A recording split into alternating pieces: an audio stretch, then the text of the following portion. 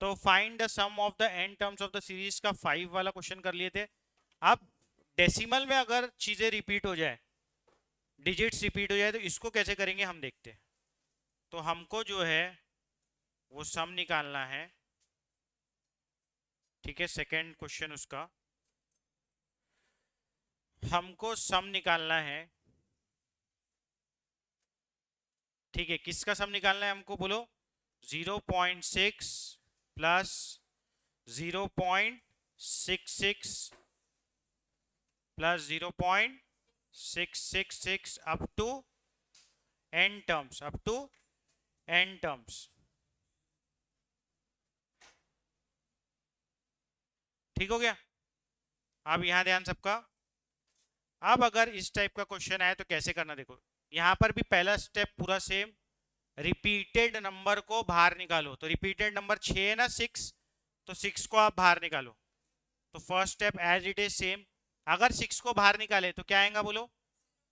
0.1 plus फिर क्या आएगा, 0.2, सॉरी 0.11, फिर 0.111 and so on up to n terms. Clear है सबको? कोई डाउट है यहां तक के? अब आगे आते। ये होने के बाद हम क्या करते थे उसमें, 9 से मल्टीप्लाई और डिवाइड करते थे। तो यहां पर भी सेम आपको 9 से मल्टीप्लाई और डिवाइड करना है। तो 6/9 bracket 0.9 plus 0.99 plus 0.999 and so on up to n terms. ठीक है। थर्ड स्टेप वहां पर हम करते थे माइनस, इधर ध्यान, -1 -1 -1 करके लिखते थे वहां पर, है ना। 10 -1, 100 -1, 10,000 -1 ऐसे करते थे ना। यहां पर 1 में से माइनस करना है। वहां पर -1 करके लिखते थे, यहां पर बस ये स्टेप थोड़ा सा लगे, क्योंकि ये 1 से छोटे नंबर है ना पूरे, तो 1 में से माइनस करना है यहाँ। ठीक है। तो 6/9 1 में से माइनस कर दिए, अगर इसको कैंसिल कर देते अपन, ये आ जाएगा 2 से कैंसिल करे तो 2 3 जा 2, सॉरी 3 से कैंसिल कर रहे, 3 2 जा और 3 3 जा, तो यहां आ जाएगा आपका 2/3। 1 माइनस क्या लिखू इसको, 1 माइनस 0.1 प्लस 1 माइनस 0.01। समझ में आ रहा? 1 में से 0.1 घटाऊंगा तो 0.9 मिलेगा। 1 में से बोलो 0.01 घटाऊंगा तो क्या मिलेगा, 0.99। फिर 1 में से कितना घटाऊ, बोलो। 0.001, तो 0.999 मिलेगा। 0.001। समझ में आ रहा सबके? Up to n terms. कोई डाउट है यहां तक के? चलो यहां ध्यान दो, मस्ती मजाक में मत रहो, इधर ध्यान दो। ठीक है। तो इस तरीके से हम करेंगे। अब पूरा हो गया। अब इसके बाद वो भी सेपरेट हो जाता था, ये भी सेपरेट हो जाएगा एपीजी, मतलब सॉरी जीपी में। ठीक है। और एक एपी बोल सकते तुम उसको। ठीक है। ये 1 आ गया, 1 1 1, ऐसे 1 कितने बार होंगे, n बार। तो ये आ जाएगा 2/3। तो 1 1 1 n बार है, तो n लिख दूं उसकी जगह, तो यहां लिख दिया n बराबर माइनस, आगे क्या लिखूं, 0.1, फिर उसके बाद प्लस 0.01, क्योंकि माइनस कॉमन निकाल लिया ना, प्लस 0.001 एंड सो ऑन। ठीक है। ये अप टू एन टर्म्स। अब ये जो है तुमको जीपी में दिख रहा होगा, क्लियर कट दिख रहा है जीपी में। Is this a GP? Yes. इसको अगर आगे वाले टर्म को पीछे वाले टर्म से डिवाइड करोगे तुम, तो 0.1 मिलेगा तुमको। क्या मिलेगा, 0.1। करके दिखा दूं क्या?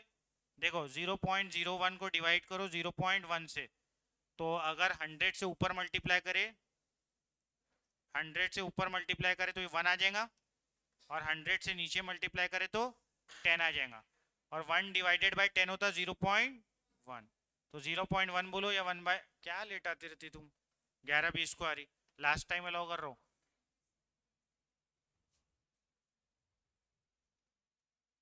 ए, कितना तू इधर उधर घूमते रहेगा, टाइम पे आया करना क्लास।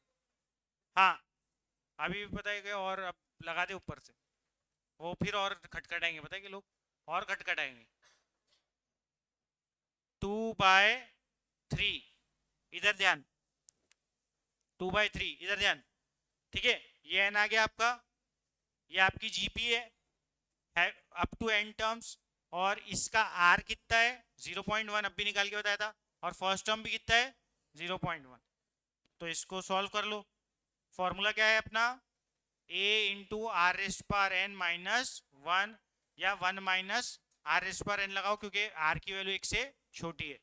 तो a कितना है 0.1 इंटू, बोलो इंटू क्या, ब्रैकेट क्या आएगा, r raised power n minus one, तो 0.1 raise to the power of n minus one divided by, अच्छा उल्टा लेते हैं इसको क्योंकि छोटी है ना ये, आर की वैल्यू 1 से, तो उल्टा ले लेते, 1 minus r raise to the power of n divided by 1 minus are.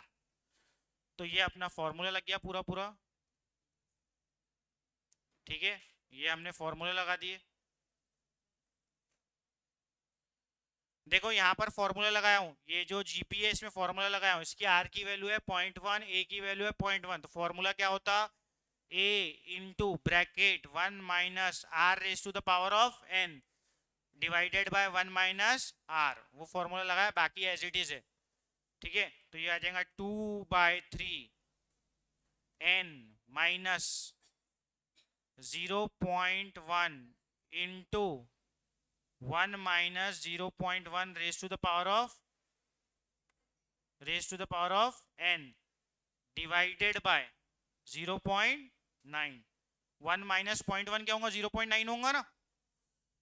ठीक है, तो इसको तुम आंसर में छोड़ सकते, या थोड़ा सा और 1-2 स्टेप आगे कर लेना।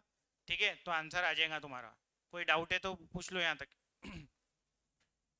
बस इसको आगे क्या कर सकते अपन, ये 0.1 है, ये 0.9 है, तो इसको 1/9 लिख सकते ना।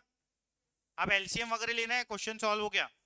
2/3 n माइनस, इसको 1/9 लिख सकता हूँ मैं, 1/9 के बाद 1 minus 0.1 raise to the power of n।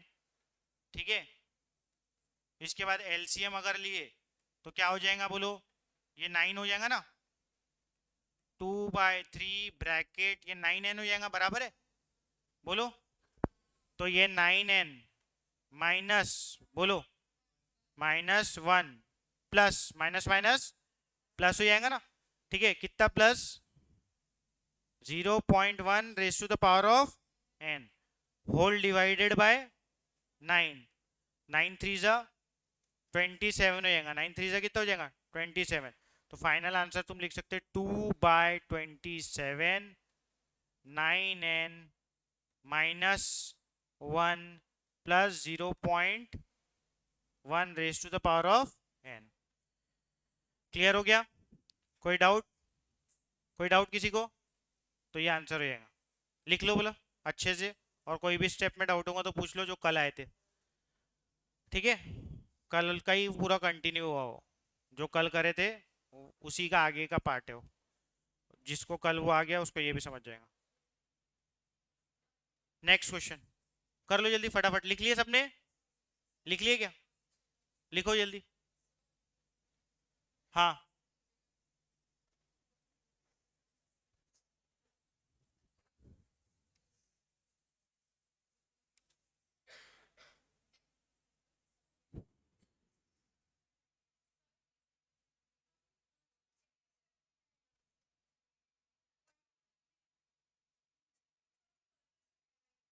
हाँ,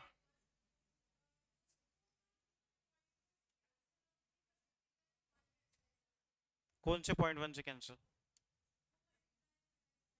0.1 इंटू 1, हाँ, उसके नीचे 0.9 है, 0.9 है ना उसके नीचे। हाँ ये ऊपर में 0.1 है, किससे कैंसिल करूँ इसको? ये, हाँ ये, हाँ कौन से 0.1 से? ये 0.1, ये, हाँ इसको किससे कैंसिल कर रहे? इससे। अच्छा ये बीच में कौन सी साइन है? माइनस है। तो जब भी ऐसा बीच में माइनस आया तो ये कैंसिल नहीं होता, नहीं तो मैं तो आराम से कैंसिल कर दिया होता, काय को इतना 0.909 लिखता। बीच में कौन सी साइन है? माइनस, बीच में माइनस साइन है तो ऐसे कैंसलेशन नहीं होता। प्लस माइनस रहे तो कैंसिल नहीं होता, नहीं तो फिर तो कैसे भी इधर भी हो जाना चाहिए था, मतलब 0.1 रेस्ट पावर n ये भी कैंसिल हो जाना चाहिए था फिर, ये ऐसा करके, है ना? भले ही उस पर 0.1 रेस्ट पावर n है तो उसको लिख देते थे कुछ करके, तो ऐसे डायरेक्ट कैंसिल नहीं होता। ठीक है, अगर पूरा पूरा सेम रहे, ठीक है, ऊपर नीचे प्लस माइनस के साथ तो कैंसिल होता। यहाँ पर क्या था जो तुम बोल रहे 1 -0.9 था, 0.1 था, तो इसकी वैल्यू कितनी होती? 0.9 होती ना, और ये क्या है 0.1, तो दोनों को कैंसिल कर देंगे तो वैल्यू आएंगी कि 0.9? तो फिर गलत कर रहे ना, मतलब इसका मतलब अपन, है ना? तो बीच में प्लस रहे तो कभी भी प्लस माइनस डेंजर ऑपरेशन है तुम्हारे लिए, याद रखना। अगर तुमने उसको छेड़े छाड़े कैसे भी कैंसिल मारे तो पूरा गलत हो जाएगा, ठीक है? इसलिए प्लस माइनस में इतना एलसीएम एलसीएम लेना पड़ता ना अपने को, अगर डायरेक्ट ही होता तो एलसीएम एलसीएम की जरूरत पड़ती ही नहीं थी। इधर ध्यान सबका। 7th question, the sum of the first three terms of a GP is 16। तो फर्स्ट थ्री टर्म्स क्या होते हैं बोलो? A plus AR plus AR square, sum of the first three terms. अच्छा कोई बोल रहा वो मैंने वो क्यों नहीं लिया, सही है जो भी बोल रहा था A/R, है ना? AR मतलब A/R और फिर A फिर AR, उसमें सम और प्रोडक्ट दोनों रहता, है ना? तभी वो मतलब आता उसको लेके, सम और प्रोडक्ट दोनों, तीन तीन तीन टर्म्स का सम देगा और तीन टर्म्स का प्रोडक्ट देगा, तो वो फायदेमंद रहता। इसमें क्या दिया है? सम ऑफ फर्स्ट थ्री टर्म दिया है, फिर सम ऑफ नेक्स्ट थ्री टर्म्स दिया है, तो कोई फायदा नहीं है उसका करके, ठीक है ना? तो A plus AR plus AR square, ये तो हो गए पहले तीन टर्म, ऐसे ही रहते ना पहले तीन टर्म जीपी के, इनका सम कितना दिया है? 16, 16 ही दिया है ना। अब सम क्या बोल रहा है आगे में? Sum of the next three term is 120। Next three term मतलब चौथा टर्म, पांचवा टर्म और छठवा टर्म। तो चौथा टर्म क्या होता? AR क्यूब, समझ रहा ना सबको? AR क्यूब, फिर AR4, फिर AR5, तो ये नेक्स्ट थ्री टर्म्स हो गए, A4 A5 A6। ये कितना दिया हुआ है? 128। ये दो इक्वेशन दी है। डिटरमाइन द फर्स्ट टर्म, मतलब ए निकालना है, क्वेश्चन में क्या निकालना है? ए कॉमन रेशियो निकालना है, आर और सम टू एन टर्म SN निकालना है। चलो बोलो कैसे सॉल्व करूं? ये दिया हुआ है, आगे कैसे सॉल्व करूं बताओ? ये दो दिए हुए हैं, इसके आगे कैसे सॉल्व करूं बताओ? ये इक्वेशन 1 ले लो, इसको इसको इक्वेशन 2 ले लो। हाँ बोलो, हाँ बोलो ना क्या हुआ? सॉल्व कैसे करूं तो उसको? तो दो तीन दो ही वेरिएबल है। हाँ सब्स्टिट्यूट, क्या सब्स्टिट्यूट करूं? तो सॉल्व कैसे करूं? मेरा क्वेश्चन तो वही है, हाउ डू, दोनों को डिवाइड कर दो, दोनों को क्या करो? डिवाइड कर दो। अभी नहीं, थोड़ा सा मॉडिफाई करके डिवाइड करो, देखो कैसे। यहां से अगर ए कॉमन निकाल लूं, क्या कॉमन निकाल लूं? ए, तो ये क्या आ जाएगा? ए बाहर, क्या बचेगा? 1 plus R is equal to 16। इसको इक्वेशन 1 पकड़ लो यहां से, ठीक है? अब इक्वेशन नंबर 2 जो है, थोड़ा सा मॉडिफाई कर लेते। ए कॉमन निकल रहा है यहां से भी, क्या बचा? R³ plus R⁻⁴ plus R⁻⁵ बराबर है, इज इक्वल टू बोलो 128। अब ये इक्वेशन नंबर 2 हो गई समझो। तो इक्वेशन नंबर 2 को इक्वेशन नंबर 1 से डिवाइड कर दो, इक्वेशन नंबर 2 को इक्वेशन नंबर 1 से डिवाइड कर दो, तो देखते क्या आता।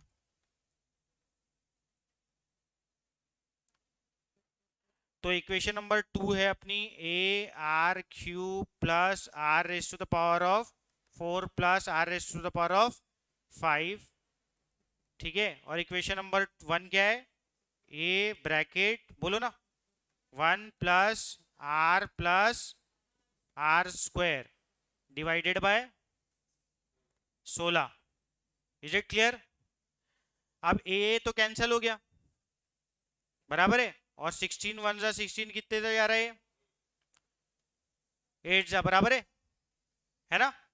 अब सुनो मेरी बात, मेरी इक्वेशन आर में बची है। अब इधर ध्यान दो अच्छे से, इधर देखो इधर देखो।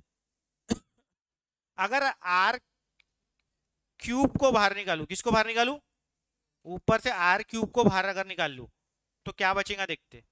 आर क्यूब बाहर, 1 बचा, प्लस यहाँ क्या बचा, आर प्लस यहाँ क्या बचा, समझ में आया, आर क्यूब बाहर आ गया तो 1 बचा, स्क्वायर बचा, सॉरी आर बचा, फिर स्क्वायर बचा, क्योंकि आर एस पर 5 है नहीं, ये क्या आर एस पर 5। ये स्टेप समझा गया सबको, समझा सबको, ये स्टेप। तो डिवाइडेड बाय, ये किससे डिवाइड हो रहा, 1 प्लस आर स्क्वायर, तो ये आ गया 8, कितना आ गया 8, ये ऊपर नीचे सेम हो गया, तो इसको काट दो। तो आर क्यूब की वैल्यू कितनी हो गई 8, तो आर की वैल्यू कितनी हो जाएंगी, सिर्फ ए की वैल्यू आएंगी 2 प्लस 2, है ना। किसी को कोई डाउट है तो पूछ लो। क्लियर, आर की वैल्यू क्या आ गई 2, कुछ डाउट। तो इस टाइप से जब इक्वेशन ऐसी दो दिखी, दो वेरिएबल में, और डायरेक्टली ऐसे सॉल्व नहीं हो रही साइमल्टेनियसली, तो हम डिवाइड करके अगर एलिमिनेट कर सकते एक वेरिएबल को तो डिवाइड करके एलिमिनेट कर लेते। डिवाइड करके ए उड़ा दिया ना मैंने, ठीक है, फिर इक्वेशन आर में ही बची, तो सॉल्व हो गई वो। क्लियर हुआ। नेक्स्ट, मतलब इसी का आगे आगे क्या पूछा इसने, ए पूछा, तो कोई भी एक इक्वेशन में डाल दो और आंसर ए का निकाल लो। तो कहां से निकालू एक आंसर, इक्वेशन 1 में डाल देता, ठीक है। तो ए की वैल्यू 2 डाला, क्या डाला 2, सॉरी आर की वैल्यू 2 डाला, ए की वैल्यू निकालना है, तो a will be equal to r की वैल्यू डाला 2, तो 1 प्लस 2 का स्क्वायर, और 2 पहले तो 2 ही है, फिर 2 का स्क्वायर 4 इज इक्वल टू 16। तो ए की वैल्यू हो जाएंगी 16 डिवाइडेड बाय 7, 6 और 1 7, तो ए की वैल्यू 16 बाय 7 आ गई, आर की वैल्यू कितनी आ गई बोल दो 2। अब क्या निकालना है, एस एन, एस एन का फॉर्मूला कौन बताएगा, हाँ बता दो एस एन का फॉर्मूला, ए ब्रैकेट आर इस पर n minus 1 divided by r minus 1, good, ठीक है। ए की वैल्यू कितनी है 16 by 7, r raise to the power of n क्या हो गया, हाँ 2 raise to the power of n minus 1 divided by 2 minus 1, 2 minus 1 1 हो गया, ये आ गया आपका 16 by 7 2 raise to the power of n minus 1, ये आपका एस एन आ गया। कोई डाउट है किसी को तो पूछ लो, ये पूरे आपके आंसर आ गया। क्लियर हो गया, 16 by 7 2 raise power n minus 1, clear, लिख लो, कोई डाउट होगा तो पूछ लो।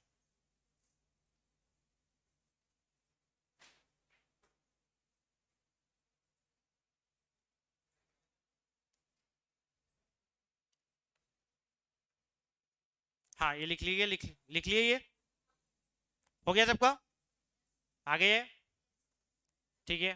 आप क्वेश्चन पढ़ो बोले थोड़ा सा, पहले एक बार क्वेश्चन अच्छे से पढ़ लो।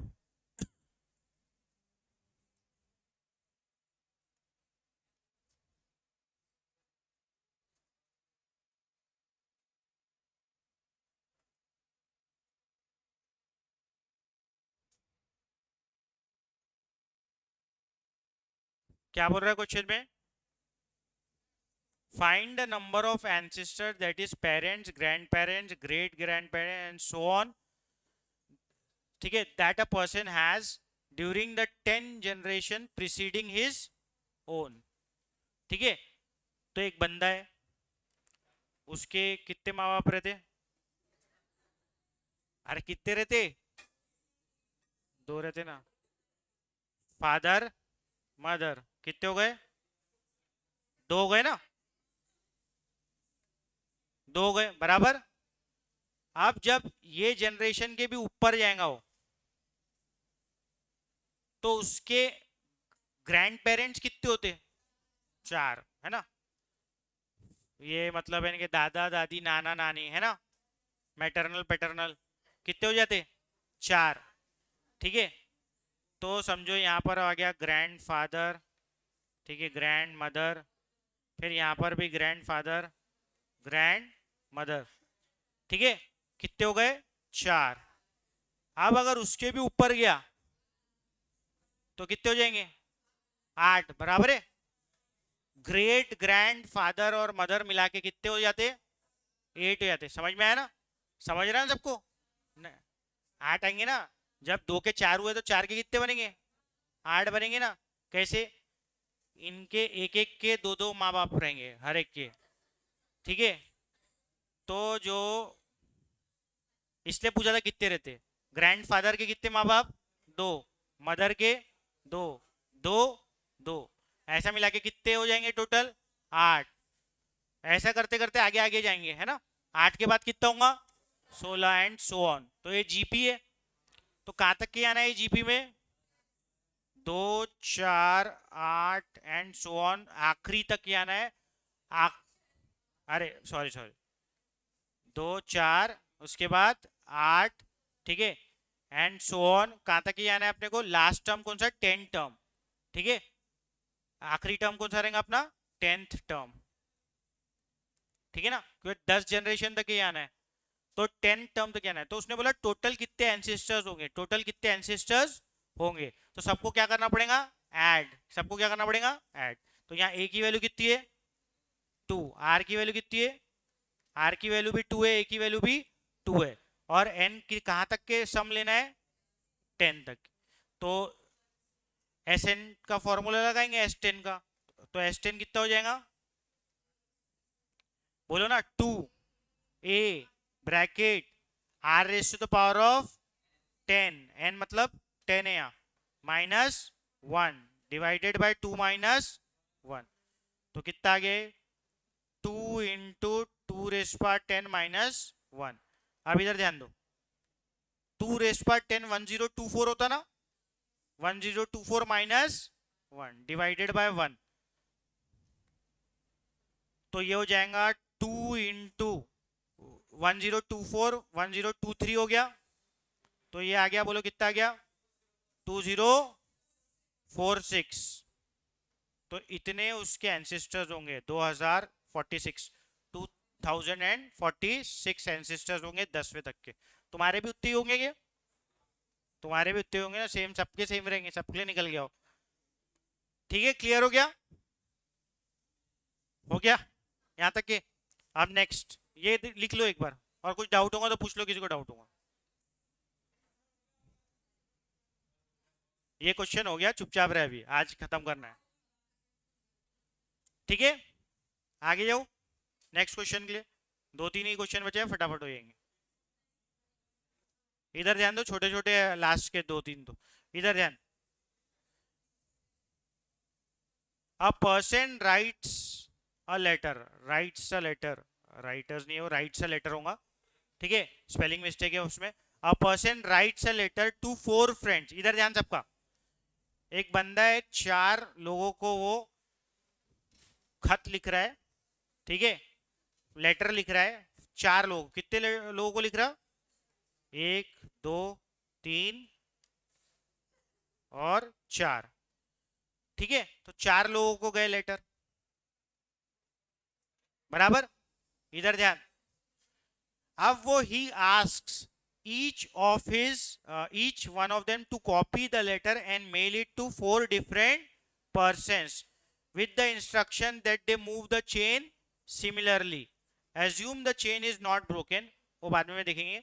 पहले क्या बोला उसने, एक जो शुरुआत हुई यहां से हुई बंदे की, उसने 4 अपने दोस्तों को लेटर भेजा और बोला किसको भेजो, हर एक को बोला 4 4 को भेजो, 1 2 3 4। फिर यहां से भी 1 2 3 4, 1 2 3 4, 1 2 3 4।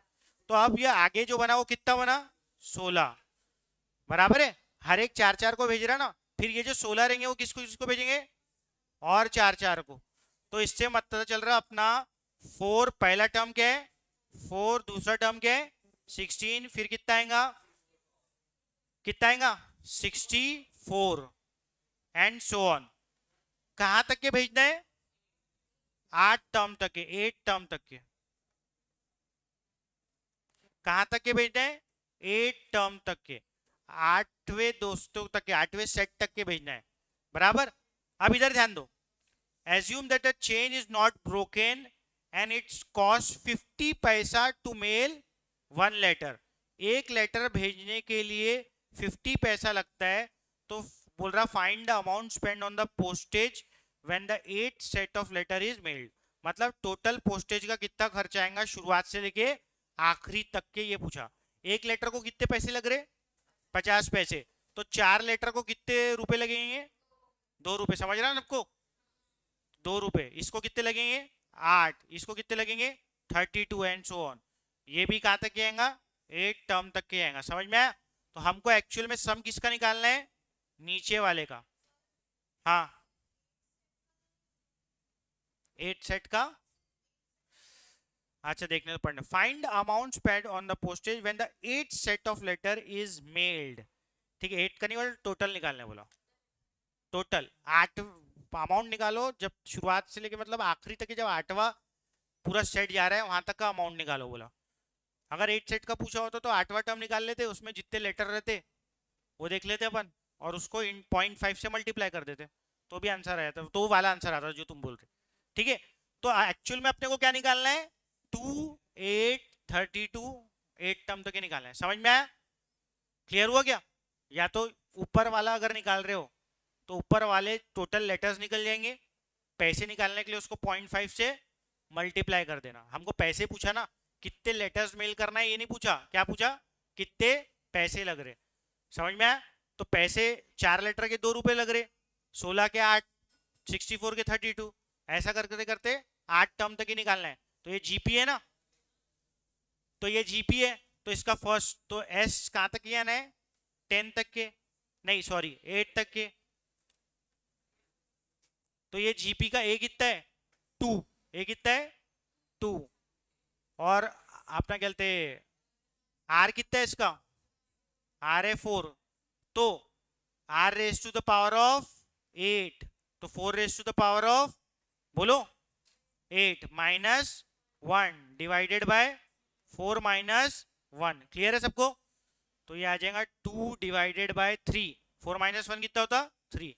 अब 4 का पावर 8 निकालना पड़ेगा अपने को, 4 का पावर 8, 4 का 16 दो पावर हो गया, अपना 4 का पावर 2 16 हुआ ना, 4 का पावर 2 16 हो गया, 4 का पावर 3 कितना हो जाएगा 64, फिर उसके बाद 4 का पावर 4, हाँ कितना 65,536 माइनस 1, ठीक है। तो ये आ जाएगा 2/3 65,535। अब ये 3 से डेफिनेटली जा रहा हूँ है ना, तो 3 2 जा बोलो कितना आ रहा, 2 जा 1 जा बराबर है, फिर उसके आगे बताओ क्या आ रहा, 1 बचा, 4 जा आ रहा, 3 जा आ रहा, एक मिनट चलो कर ही लेते लो, 6 5 5 3 5 3 से 3 2 जा 6, इधर ध्यान, फिर आया 5 3 1 जा बराबर 3, फिर क्या आया 2 बराबर हो गया क्या, फिर क्या आएगा 25, तो 8 जा कितना हो जाएगा 24, फिर उसके बाद 1 3, फिर कितना 4 जा 12, ठीक है, फिर 1 बचा और 5 बचा, तो 5 जा, तो ये आ गया 2 इंटू 21845, इसको 2 से मल्टीप्लाई कर लो तो फाइनल आंसर क्या मिलेगा तुमको, बोलो 43,690। तो इस तरीके से ये सॉल्व हो जाएगा। क्लियर हो गया? तो कोई डाउट है किसी को लेटर वेटर में कैसे गए? ठीक है, 50 पैसे उनका चार्ज था। अगर आप ऊपर वाला निकालते नंबर ऑफ लेटर्स तो उसको 0.5 से मल्टीप्लाई कर देना था तो भी आंसर आता था। ठीक है, नेक्स्ट क्वेश्चन।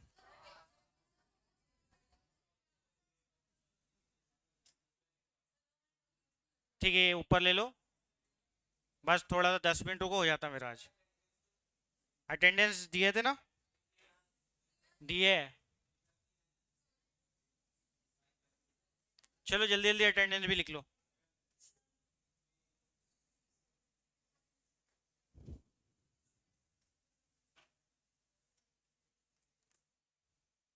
देखो, insert 4 geometric means, arithmetic means insert कर चुके अपन, अब 4 ज्योमेट्रिक मीन्स इंसर्ट करना है बिटवीन 3 एंड 96। इधर ध्यान, 3 और 96 के बीच में 4 ज्योमेट्रिक मीन्स इंसर्ट करना है, G1 G2 G3 G4, और आखिरी नंबर आपका 96 है। तो जब आपको ज्योमेट्रिक मीन इंसर्ट करने बोलता है, जैसे अरिथमेटिक मीन इंसर्ट करने बोलता है, तो ये पूरी जो सीरीज है काय में आ जाएंगी, सीक्वेंस, ये पूरी सीक्वेंस आ जाएंगी इन जीपी। काय में आ जाएंगी? जीपी। तो this will be in GP, ये पूरी सीक्वेंस आ गई आपकी जीपी में, are in GP, are in GP. इधर ध्यान, फर्स्ट टर्म है 3, फर्स्ट टर्म क्या है 3, ये जो 96 वाला टर्म है वो कौन सा टर्म हो जाता? A6। कौन सा हो जाता? A6। 4 एरिथमेटिक मींस इंसर्ट करे तो आखिरी टर्म +2 होगा, जैसे एरिथमेटिक मींस इंसर्ट किया था तो बताया था ना, तो ये हो जाएगा +2 96। तो 96 मतलब AR का power 5 is equal to 96। A की वैल्यू है 3, तो 3 इंटू आर का पावर 5 इज इक्वल टू 96। तो ये हो जाएगा R के value 5 will be equal to 96 divided by 3 करे तो 332, तो 32 2 का पावर 5 है ना, तो R की वैल्यू क्या आ गई 2, R की वैल्यू कितनी आ गई 2। आपके पास R भी है, आपके पास A भी है, तो आप G1 G2 G3 G4 निकाल सकते हैं ना। चलो G1 बताओ क्या हो जाएगा? G1 will be AR, G1 will be AR because it is second term। G1 दिख रहा है सेकेंड टर्म है GP का, तो 3 इंटू 2 6। अब G2 क्या हो जाएगा? 6 इंटू 2 12। G3 कितना हो जाएगा? 12 इंटू 2 24। फिर G4 क्या हो जाएगा? 48। और अगला G5 नहीं था आपका 96 आएगा, 48 इंटू 2 96, तो बराबर जीबी में बन गए ना पूरे टर्म्स। ठीक है, तो G1 से लेके पूरा आपके टर्म्स यहां पर निकल गए, ये आ गया। अब आगे कुछ और प्रूफ करने बोला ना उसने, ये निकालने बोला था, और क्या करने बोला? Also their product is the fourth power of the GM between them. Also their product मतलब इनका प्रोडक्ट लेना है, किसका? ये जो G1 G2 G3 G4 निकाले ना, इसका प्रोडक्ट लेना है। तो G1 into G2 into G3 into G4, इनका प्रोडक्ट लेना है, तो 6 इंटू 12 इंटू 24 इंटू 48 कितना आ रहा बताओ बोला? अगर इसको ऐड कर दिया तो, सॉरी मल्टीप्लाई कर दिया तो बोलो कितना आ रहा? 6 इंटू 12 इंटू 24 इंटू 48। इधर ध्यान, 8294 आ रहा, बराबर ये इनका प्रोडक्ट आ रहा, वो बोल रहा है इनका जो प्रोडक्ट है is also their product is fourth power of the GM between them, fourth power of the GM between them, मतलब ये 3 और 96 का जीएम लेना है आपको। 3 और किसका लेना है? 96 का जीएम। इधर ध्यान दो, अरिथमेटिक मीन कैसे निकलता? इधर ध्यान सबका, अरिथमेटिक मीन कैसे निकलता? दो नंबर को ऐड करके डिवाइड बाय 2, ऐसे निकलता है अरिथमेटिक मीन। ज्योमेट्रिक मीन देखो कैसे निकलता। ज्योमेट्रिक मीन अगर दो नंबर का निकालना है तो दोनों नंबर को मल्टीप्लाई करना पड़ता। क्या करना पड़ता? मल्टीप्लाई। दोनों नंबर को क्या करना पड़ता? मल्टीप्लाई। और उसका लेना पड़ता स्क्वायर रूट। क्या लेना पड़ता? Square root. तब जाके आपका जीएम निकलता, ज्योमेट्रिक मीन निकलता। सुनो मेरी बात, दो नंबर का अगर आपको ज्योमेट्रिक मीन निकालना है, इधर ध्यान दो, और आगे अटेंडेंस दो जल्दी, गर्ल्स का बचाऊंगा। दो नंबर का ज्योमेट्रिक मीन अगर निकालना है तो दोनों नंबर को क्या करना पड़ेगा? मल्टीप्लाई, और फिर उसका क्या लेना पड़ेगा? रूट। क्या लेना पड़ेगा? Square root. क्लियर है? और अगर अरिथमेटिक मीन लेना है तो दोनों नंबर को ऐड डिवाइडेड बाय 2। तो ज्योमेट्रिक मीन ये दो नंबर का जो लेना है मेरे को, कौन कौन से दो नंबर है वो? 3 और 96। तो इधर ध्यान दो, geometric mean of 3 and 96 will be equal to root of 3 into 96। 3 into 96 कितना हो जाएगा? 288। कितना आ गया? 288। ये क्या आ गया? Geometric mean of, geometric mean of 3 and 96 आ गया। इसको जी ले लेता हूं। ज्योमेट्रिक मीन ऑफ 3 and 96 आ गया रूट 288। Is it clear? हमको क्या प्रूफ करने बोला उसने? जो ज्योमेट्रिक मीन रहेगा वो रहेगा fourth power of the GM. Fourth power, इसका क्या लेना है? Fourth power. तो इसका फोर्थ पावर लेंगे अब हम, जी का फोर्थ पावर लेंगे ज्योमेट्रिक मीन का। तो G raise to the power of 4 will be equal to root 288 raise to the power of 4। Root का मतलब क्या होता है? Raise to the power half होता ना। रूट का मतलब होता है raise to the power of half. तो 288 raise to the power of half, तो ये कितना आ जाएगा?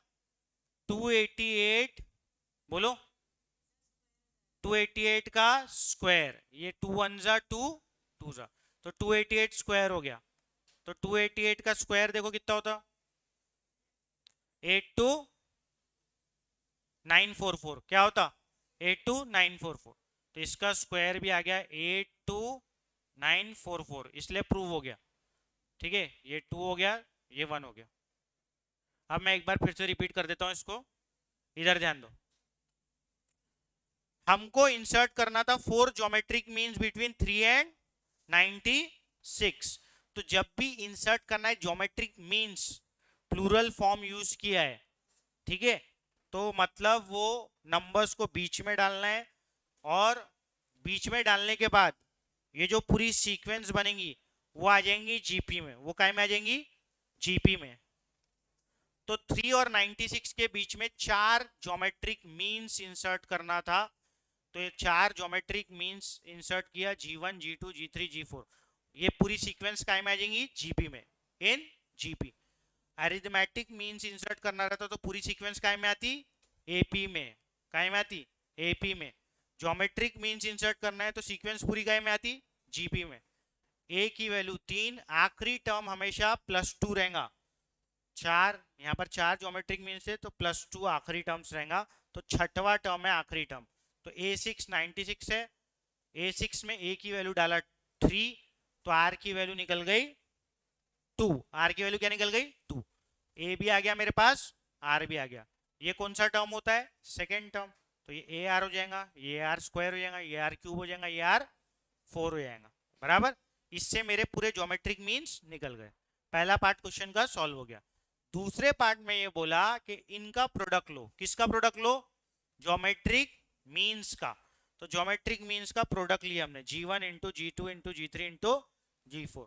तो वो आया 82944। ये बोल रहा था वो किसके इक्वल आए, ज्योमेट्रिक मीन के इक्वल आए। अब सिर्फ मीन यूज किया, मीन्स नहीं यूज किया उसने। किसके इक्वल है, ज्योमेट्रिक मीन के। तो ज्योमेट्रिक मीन जो निकलेगा वो पहले और आखिरी नंबर का निकलेगा। कौन से नंबर का निकलेगा, पहले और आखिरी नंबर। तो पहला नंबर था 3 और आखिरी नंबर था 96।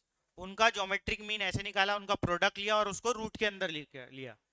तो वो बोल रहा था ज्योमेट्रिक मीन्स का product is equal to the fourth power of geometric mean. तो ये ज्योमेट्रिक मीन निकला, इसका फोर्थ पावर मतलब इसको 4 पे रेस करना पड़ेगा। तो इसको दोनों तरफ 4 पे रेस किया तो 288 रेस पर हाफ होता, हाफ को 4 पे रेस किया तो 288 का स्क्वायर आया। 288 का स्क्वायर निकालोगे तो तुम वो भी 82944 आएगा। और यहाँ पर अपना प्रोडक्ट भी कितना निकला, 82944। तो इस तरीके से प्रूव हो गया। हाँ, ये प्रोडक्ट इसके इक्वल प्रूफ करना था कि इनका प्रोडक्ट लो, वो इक्वल आ रहा ज्योमेट्रिक मीन के फोर्थ पावर के इक्वल आ रहा। तो पहले ज्योमेट्रिक मीन निकाला मैंने 3 और 96 का, वो इतना आया, उसका फोर्थ पावर के इक्वल प्रूफ करना था। हाँ, तो वो बोला था उसने कि उसको फोर्थ पावर लो तो दोनों इक्वल आना चाहिए, बताओ। तो दोनों इक्वल आए ना, उसका फोर्थ पावर, जी का फोर्थ पावर और उनका प्रोडक्ट दोनों क्या है, इक्वल है। क्लियर हुआ, कुछ डाउट है, ठीक है।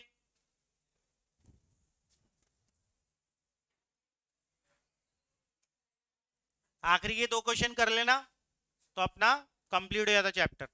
और अगर नहीं बने आखिरी के 2 क्वेश्चन तो मेरे से पूछ लेना, तो अपना चैप्टर यहाँ खत्म हो जाता फिर।